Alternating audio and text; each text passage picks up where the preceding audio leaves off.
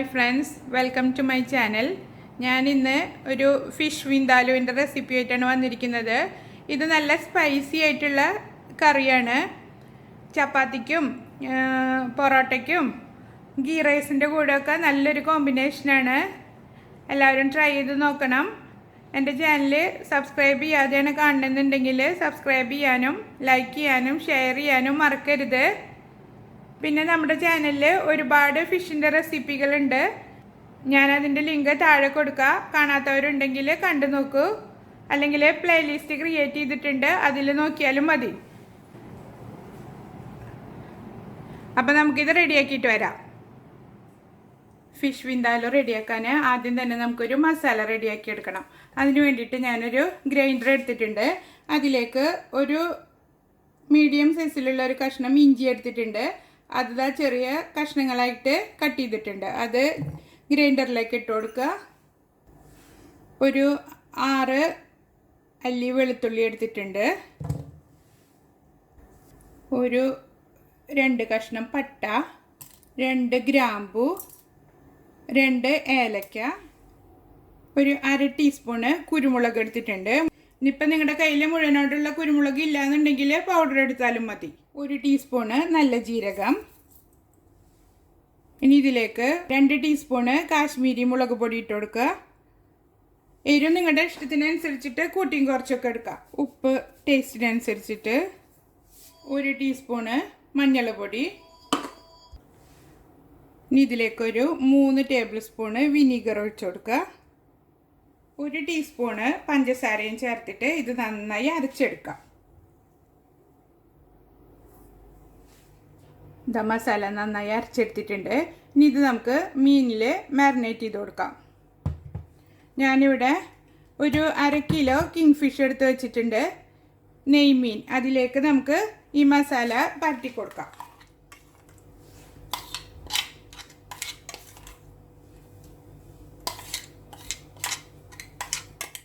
നന്നായി തേച്ച് പിടിപ്പിച്ച് കൊടുക്കുക. ഫിഷ് മാരിനേറ്റ് ചെയ്ത് വെച്ചിട്ടുണ്ട്. ഇനി ഇതൊരു അരമണിക്കൂറിന് ശേഷം നമുക്ക് ഫ്രൈ ചെയ്തെടുക്കാം. ഫിഷ് ഫ്രൈ ചെയ്യാൻ വേണ്ടിയിട്ട് ഓയിൽ അടുപ്പത്ത് വെച്ച് ചൂടാക്കി എടുത്തിട്ടുണ്ട്. ഇനി അതിലേക്ക് നമുക്ക് ഫിഷ് ഓരോന്നായിട്ട് ഇട്ടിട്ട് ഫ്രൈ ചെയ്തെടുക്കാം. ഇത് നന്നായി ഫ്രൈ ചെയ്തെടുക്കരുത്, ക്രിസ്പി ആക്കണ്ട, ജസ്റ്റ് ഒന്ന് ഫ്രൈ ചെയ്തെടുത്താൽ മതി. 2 സൈഡും വെന്ത് കിട്ടിയാൽ മതി നമുക്ക്. ഇത് നിങ്ങൾക്ക് വേണമെങ്കിൽ ചെറിയ ചെറിയ ക്യൂബ്സ് ആക്കിയിട്ട് കട്ട് ചെയ്തിട്ടും ഫ്രൈ ചെയ്തെടുക്കാം. ഇപ്പോൾ ചൂരമീനൊക്കെയാണ് ചെയ്യണമെന്നുണ്ടെങ്കിൽ അങ്ങനെ ചെയ്താൽ മതി.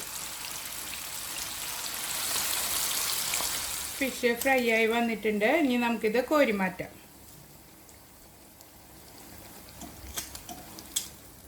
ഇനി നമുക്കൊരു മസാല റെഡിയാക്കി എടുക്കാം. അതിന് വേണ്ടിയിട്ട് ഒരു പാൻ വെച്ചിട്ട് ചൂടാക്കി എടുത്തിട്ടുണ്ട്. ഇതിലേക്ക് നമ്മൾ ഫിഷ് ഫ്രൈ ചെയ്തിരിക്കുന്ന ഓയിൽ തന്നെ ഒഴിച്ചു കൊടുത്താൽ മതി. ഞാനിപ്പോൾ ഒരു 3 ടേബിൾ സ്പൂണ് ഓയിൽ ഒഴിച്ചു കൊടുത്തിട്ടുണ്ട്. അതിലേക്കൊരു 2 പച്ചമുളക് ജസ്റ്റ് ഒന്ന് നടുക്ക് കീറിയിട്ട് ഇട്ട് കൊടുക്കാം. പച്ചമുളക് മൊരിഞ്ഞു വന്നിട്ടുണ്ട്. അതിലേക്ക് ഒരു 2 മീഡിയം സൈസിലുള്ള സവാള ചെറിയ കഷ്ണങ്ങളാക്കിയിട്ട് കട്ട് ചെയ്തെടുത്തിട്ടുണ്ട്. അതിട്ട് കൊടുത്തിട്ട് മൂപ്പിച്ചെടുക്കാം. ഉള്ളി വാടാൻ അല്പം ഉപ്പിട്ട് കൊടുക്കുക.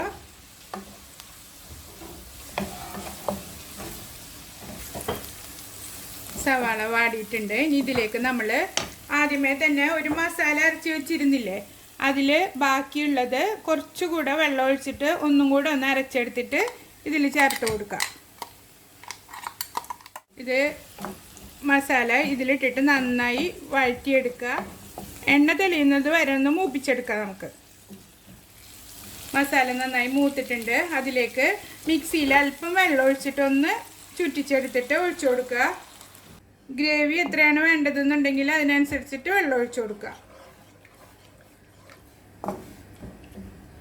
ഇത് തിളച്ചതിന് ശേഷം ഇതിലേക്ക് നമുക്ക് മീനിട്ട് കൊടുക്കാം. മസാല തിളച്ച് വന്നിട്ടുണ്ട്. ഇനി അതിലേക്ക് നമുക്ക് ഫിഷ് ഫ്രൈ ചെയ്ത് വെച്ചത് ഇട്ട് കൊടുക്കാം.